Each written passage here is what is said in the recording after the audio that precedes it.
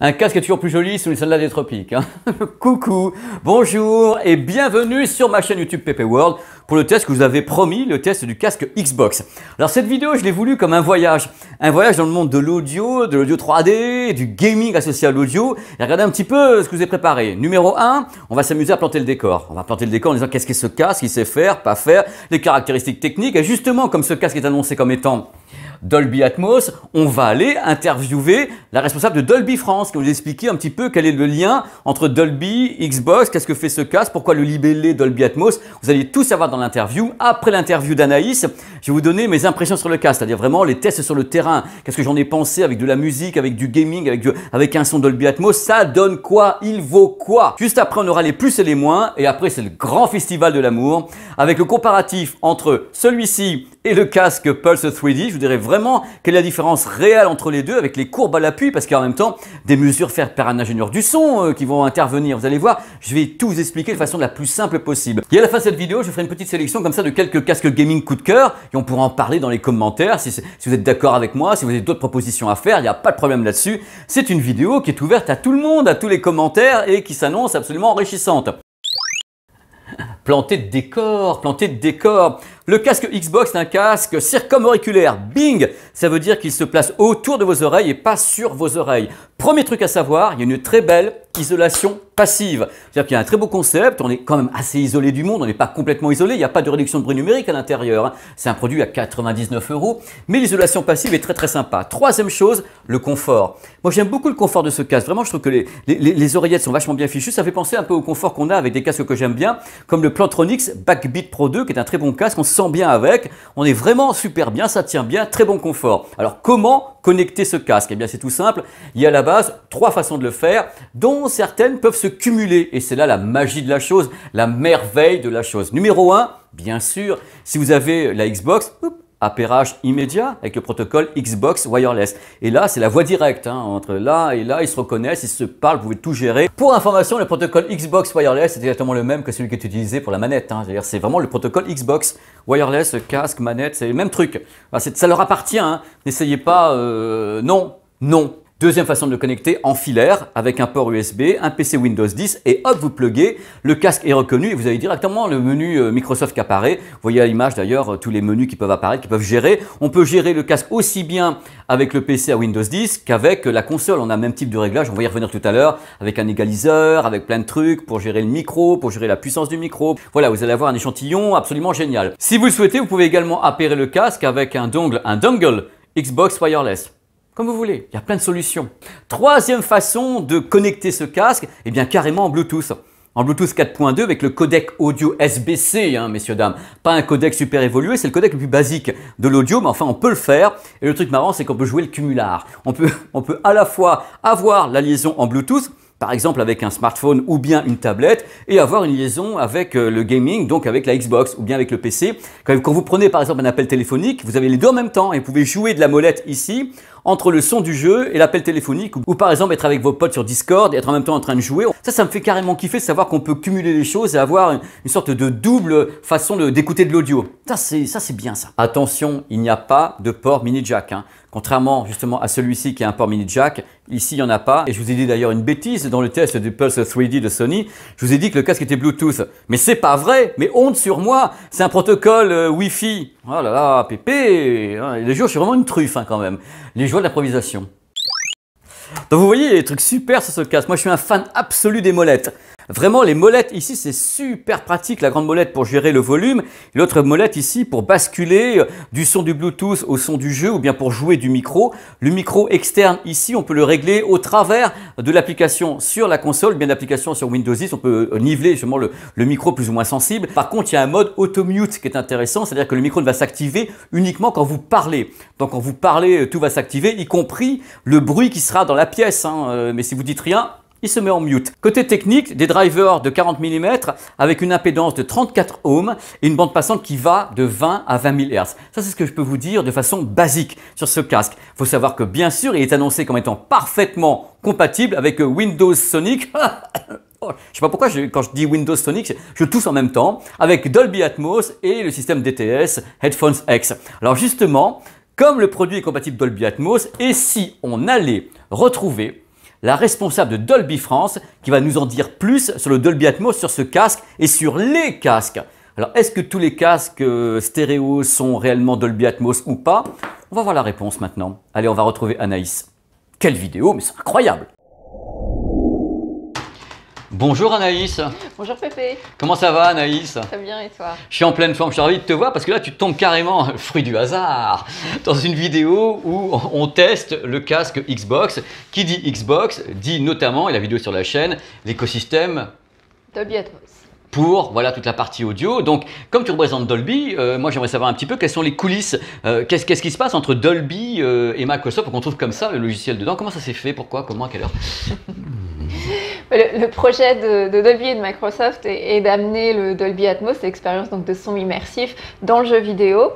Alors à travers la Xbox depuis la génération précédente, on peut déjà avoir les jeux vidéo en Dolby Atmos et grâce à ce casque notamment, on peut bénéficier du son Dolby Atmos sur un casque, donc ce qu'on appelle en binaural. Donc, on a la capacité à restituer tout ce son immersif en 3 dimensions sur les 2 écouteurs du casque. Donc c'est un casque qui est stéréophonique oui. à la base et qui peut, grâce justement à votre logiciel, c'est ça, oui, permettre une spatialisation au travers de la stéréo, donc avec un binaural étendu. Alors il y a un truc que les gens doivent se demander, parce qu'ils ont la Xbox ou d'autres systèmes, parce que ça travaille on peut travailler sur PC également, Windows. Oui, oui, oui. Là, le logiciel, il est vendu avec, les gens l'installent, il est payant, il n'est pas payant. Comment ça se passe chez vous, cette licence? Alors c'est vrai qu'il y a plusieurs options, possibilités. Par exemple, avec le casque, il est fourni pour être activé jusque fin septembre, il me semble que c'est ça. Donc les gens vont pouvoir expérimenter et ensuite décider de l'acquérir ou pas. Et elle est disponible sur le Microsoft Store à peu près à 15 €. Et donc c'est pareil, depuis un PC ou depuis une Xbox, on peut se procurer cette licence-là. Donc si les gens l'achètent, c'est 15 € et ils l'achètent, c'est pas tous les ans, renouvelable. Non. Et avec l'accord entre guillemets entre Dolby et Xbox, tous les jeux qui auront donc une piste 5.1, 7.1, Atmos pourront donc être spatialisés via le logiciel que vous avez. Tout à fait. D'accord. Pour le casque et il y a une version, alors on rentre dans les subtilités, il y a une version gratuite du logiciel qui permet déjà de sortir le flux sur un home cinéma. Mais pour avoir l'Atmos au casque, c'est à travers la version payante du logiciel. Les petits malins, vous êtes quand même incroyables, hein, c'est de la folie. Pendant que tu es là, parce que c'est formidable de t'avoir dans l'émission, le truc c'est que là on parle un peu d'Atmos, bon, les gens ont compris que le logiciel a été intégré, que le casque était associé et que n'importe quel casque stéréo peut faire l'affaire. Oui, c'est vrai. Think about it, je l'avais dit au début de la vidéo. Le truc, c'est qu'actuellement en gaming, avec donc l'écosystème Xbox, vous en êtes où? C'est-à-dire, est-ce qu'il y a actuellement beaucoup de jeux en Atmos et est-ce qu'il y en a qui arrivent en Dolby Vision? On en avait parlé, mais est-ce que tu as des idées sur les dates d'arrivée de ces jeux en Dolby Vision et Atmos? Alors le Dolby Vision aujourd'hui dans la Xbox est annoncé pour le courant de l'année, donc on n'a pas une date plus précise à donner. Derrière, il y a le premier jeu qui avait été annoncé en vision, c'était d'ailleurs Cyberpunk. Cyberpunk. Donc évidemment, comme la console n'est pas prête, les jeux ne sont pas prêts, donc c'est quelque chose qui arrive, mais je ne peux pas vous dire quel jeu. Royal Bar, double flush. Et donc, ça devrait arriver, on va dire, voilà. Ça devrait arriver, ouais. Et des jeux en Atmos, il y en a quand même plein. Oui, il y en a une trentaine aujourd'hui, ouais. Trentaine en Atmos, donc exploitable avec ta licence, et voilà, pour essayer sur un casque stéréophonique. Qui peut fonctionner aussi pour les films, hein. Si vous regardez les films en Atmos sur la console ou sur un PC, vous pouvez l'avoir dans le casque. Bah, c'est le même principe, tu traites le signal par le logiciel, votre logiciel, et tu en spatialises comme ça, en binauralise. Oui. C'est le mot exact en plus, on se binauralise. Je vais le mettre à l'écran, c'est le binauraliser, parce que peut-être qu'on vient d'inventer le mot dans la langue française d'ailleurs. Peut-être, mais en tout cas c'est pratique. Mais en tout cas on est super content dans tous les cas. Anaïs, merci pour cet éclairage. On va te retrouver dans une autre vidéo qui va arriver sur la chaîne où tu vas expliquer ce qu'est un casque Dolby Atmos de façon plus large. On va déborder un peu plus. Là c'est vraiment la petite pastille avec Anaïs. Je te remercie infiniment. Je t'en prie, merci à toi. Merci Anaïs, vous en savez plus hein. Merci beaucoup Anaïs, je ne sais pas si vous vous rendez compte, carrément l'interview de la responsable de Dolby France. Maintenant on va passer aux résultats sur le terrain. J'ai passé une petite semaine avec le casque pour savoir un peu ce que ça vaut en musique ainsi qu'en gaming avec le Dolby Atmos. Et voici mes impressions à chaud, à vif et en toute transparence. Il faut qu'on parle, il faut qu'on en parle. J'ai passé plusieurs semaines avec le casque, des sessions de gaming, également de la musique. J'ai écouté beaucoup de musique en Bluetooth. Alors le casque, le moins qu'on puisse dire, c'est qu'il est assez particulier. Il est assez particulier parce qu'il est totalement, totalement différent de ce que fait le casque Sony. On verra ça tout à l'heure. Là, on a un casque qui ne jure que par le grave. C'est assez hallucinant. Même en corrigeant au niveau de l'égaliseur, en baissant le grave dans l'égaliseur, on en a toujours trop. Regardez un peu la courbe à l'écran. Ça, c'est la courbe de mesure de l'ingénieur du son. Regardez un petit peu comme le grave est boursouflé. Je vous ai mis une petite main, là, une petite flèche qui s'en va vers le boursouflage. Je ne sais pas si le mot existe. Il est boursouflé. Il y a du grave de partout. Alors, le problème, c'est pas qu'il y ait du grave de partout. C'est que comme il y a du grave de partout, ça nuit à tout le reste. C'est-à-dire que le grave prend le dessus carrément sur le spectre sonore, ça fait qu'on a vraiment quelque chose de très très dynamique. Si vous aimez par exemple les jeux où vous avez des explosions, des coups de feu en permanence, le grave va vous donner de la dimension. Ça, il n'y a pas à dire, vous avez vraiment quelque chose de très très violent. En plus, il y a du volume. C'est-à-dire que ce casque n'est pas paresseux. Quand il débite du décibel, il y va franco. Donc il y a beaucoup de volume dans le grave. On a un médium qui essaie de surnager au milieu de tout ça, donc qui est bien parce qu'on a une belle présence des voix. Quand on diffuse des voix, quand il y a des dialogues et autres, c'est bien présent, appuyé par le grave dans le cas des explosions, donc ça passe bien.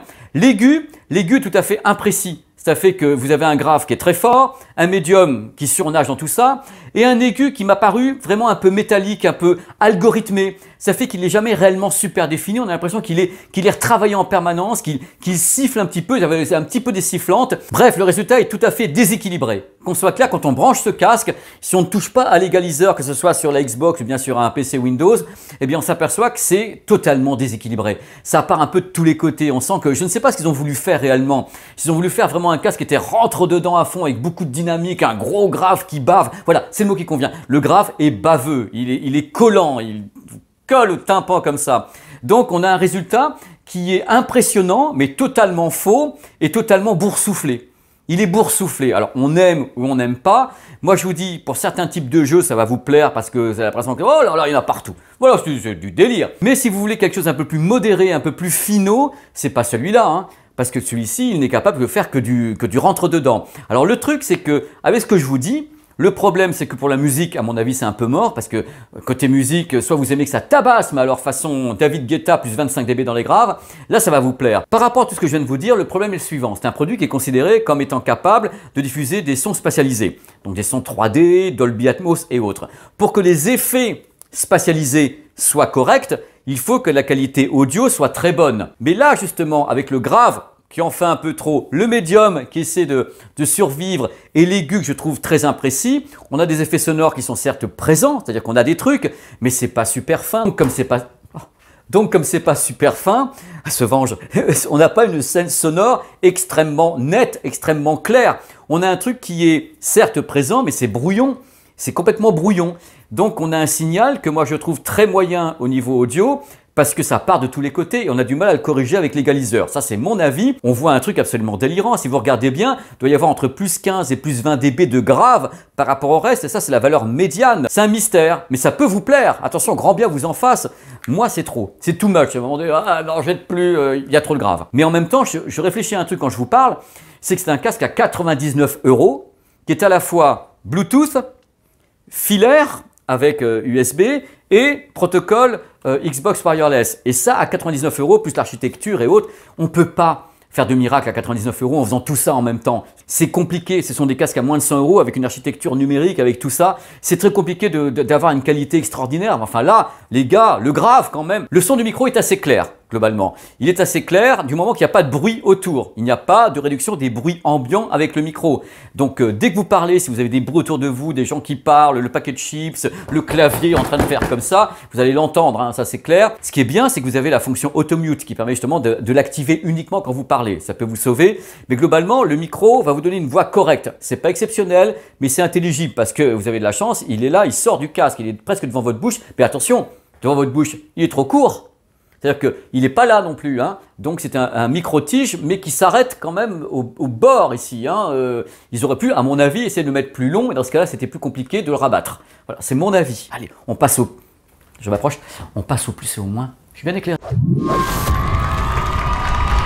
La possibilité d'avoir une double connexion Bluetooth et Xbox Wireless et pouvoir jouer entre les deux avec la molette et tout. C'est vachement bien ça. Les réglages audio dans l'égaliseur, ça peut sauver des vies auditives. L'appairage hyper rapide en Bluetooth ou bien avec le Xbox Wireless Protocol, c'est immédiat. Bing, ça s'appaire. Le prix, 99 € pour un casque qui est à la fois filaire, Bluetooth et qui peut bien sûr travailler avec le protocole Xbox Wireless. C'est quand même un prix assez serré pour ce type de casque qui en effet avec une architecture électronique, numérique et autres à l'intérieur, plus voilà tous les protocoles. Bref, ça reste un bon prix. Le confort, j'ai trouvé le produit extrêmement confortable, vraiment agréable. Les deux molettes géantes, j'adore, je suis fan de base. C'est également sur le casque Microsoft Surface, hein, les deux molettes. J'adore. Connexion filaire possible avec un PC Windows, hop, USB et c'est connecté. Isolation passive correcte. C'est bien pour un casque qui n'a pas de réduction de bruit, sauf que l'isolation passive est vachement bonne. Le micro est assez près de la bouche. Globalement, il aurait pu être là, hein, mais il est assez près de la bouche, ce qui permet d'avoir une bonne captation quand même, hein, s'il n'y a pas de bruit incident. Le son est extrêmement dynamique, pour le moins. Et si vous aimez le grave, il y a tout ce qu'il faut. Mais est-ce qu'il y a le reste? Excellente présence des voix. C'est-à-dire que pour un jeu, on entend vachement bien les voix. Le médium est bien placé avec du grave qui en fait des caisses. Comme moi, quoi. L'automute, le micro qui se désactive si on ne parle pas. Autonomie correcte, je suis arrivé à 14 heures. Trop de grave. On aime ou on n'aime pas. Là, je pense carrément qu'il y en a beaucoup trop, quoi. Même avec l'égaliseur, on essaie de baisser. C'est un peu boursouflé. On aime ou on n'aime pas. Pour moi, là, c'est too much. L'aigu est imprécis. Il est presque métallique. Il a tendance à siffler, siffloter. On sent que c'est algorithmé.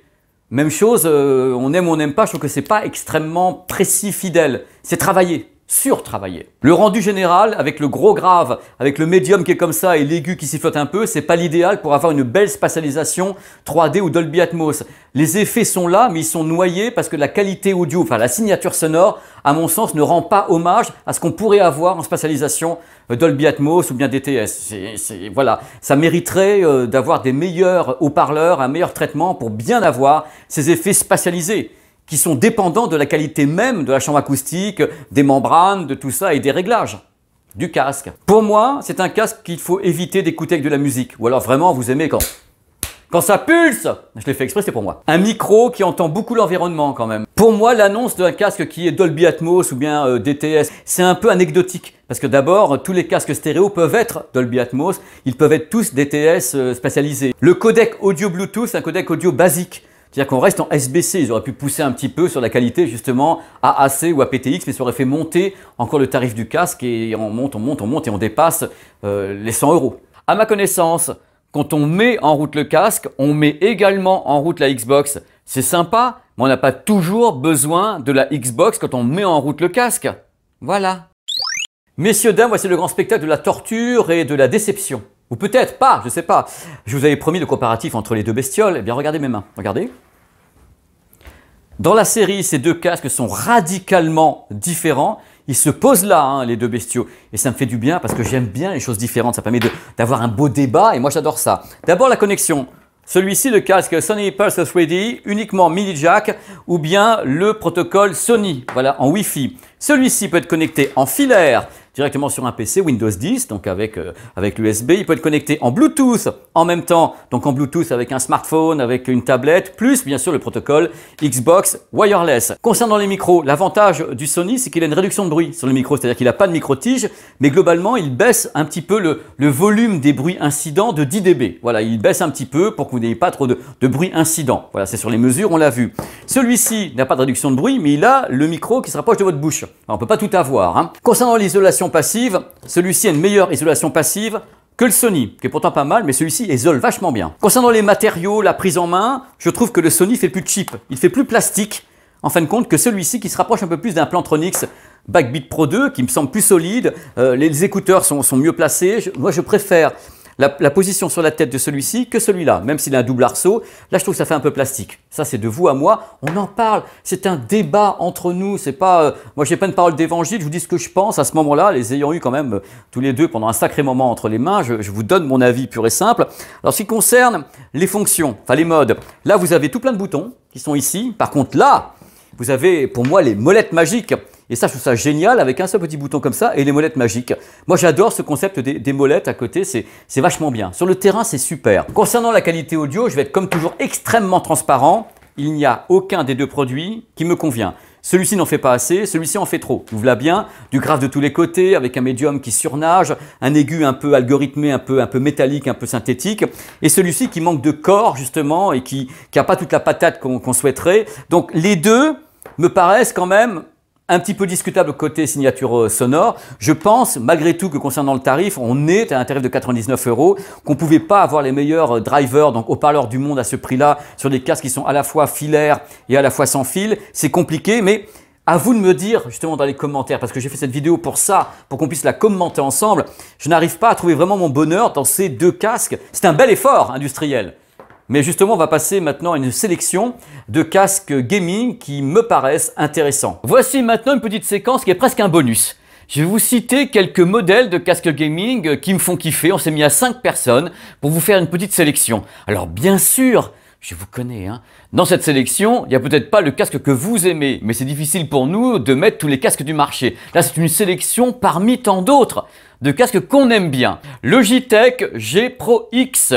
HyperX Cloud, la série X Cloud, hein, dont le X Cloud Alpha, Logitech G733, le Turtle Beach Stealth 700, le Razer Nari, Beyer Dynamic, le MMX 300, l'Astro A50, le Epos GTW 270 hybride qui est un modèle particulier car ce sont des intras. Il faut savoir que Epos c'était avant la marque qui était relative au gaming chez Sennheiser et c'était revendu à Epos. Un modèle que j'aime beaucoup, le Corsair Virtuoso, JBL Quantum 600, Odez a d'excellents casques gaming dont le Mobius. Et bien sûr, SteelSeries, il y a quand même beaucoup de modèles, toute la série Arctis, il y a des modèles excellents. Voilà, c'est une petite partie de la sélection, hein. Je ferai encore d'autres sélections de casques gaming, il y aura notamment une vidéo avec Anaïs de Dolby sur les casques Dolby Atmos et je referai une petite sélection comme ça, on est là pour en parler entre nous. Il y a tellement de casques gaming sur le marché, en Bluetooth, en filaire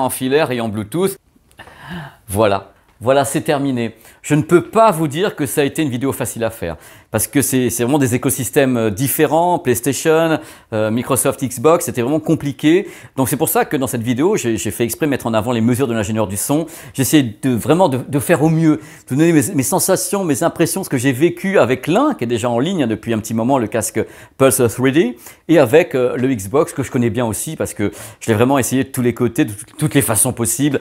Donc j'espère que ça a pu vous éclairer cette vidéo. C'est ça que je voulais, c'est vous éclairer. Pas créer une guerre de paroisse parce que moi je suis pas dans la guerre de paroisse, je m'en fous des paroisses. C'est pour ça que je donne des informations. J'ai fait intervenir en plus Anaïs de Dolby pour vous informer sur le Dolby Atmos. J'ai tenté de faire au mieux. Merci d'avoir regardé. Voilà. Merci d'avoir regardé cette vidéo qui s'est bien sûr étendue, hein, parce que l'avantage de voir sa chaîne YouTube, c'est qu'on se dit, ben voilà, on parle aux gens, on est content de le faire, on se dit pas qu'il y a un timing, voilà, il n'y a pas de sablier. Donc n'hésitez pas à aller sur la chaîne, il y a plein de vidéos. Il y a plein de vidéos, faites des recherches par mots-clés. Quand vous êtes sur la chaîne, vous avez la petite loupe et vous pouvez chercher par exemple téléviseur, gaming, HDR, Dolby Vision, DTS, PP, voilà, vous allez voir plein de vidéos apparaître et faites-vous plaisir, quoi. C'est gratuit, c'est pour moi. Donc je vous fais des gros bisous. Je vous remercie d'avoir regardé cette vidéo. Et la prochaine, je crois que ça va être un test de téléviseur. Un téléviseur qui n'est pas du tout attendu. Je ne sais même pas pourquoi j'ai fait ce test qui va apparaître dimanche. Je crois que personne ne veut ce téléviseur. On verra bien si vous aimez la vidéo de dimanche. Je vous embrasse. À bientôt.